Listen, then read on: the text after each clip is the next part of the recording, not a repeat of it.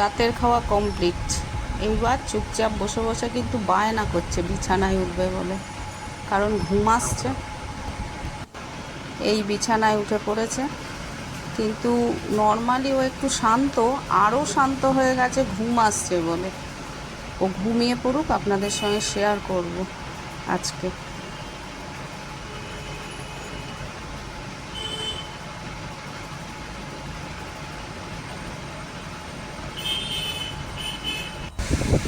দেখুন ঘুমিয়ে পড়েছে, সুন্দর ঘুমোলে কি ভালো লাগছে দেখতে।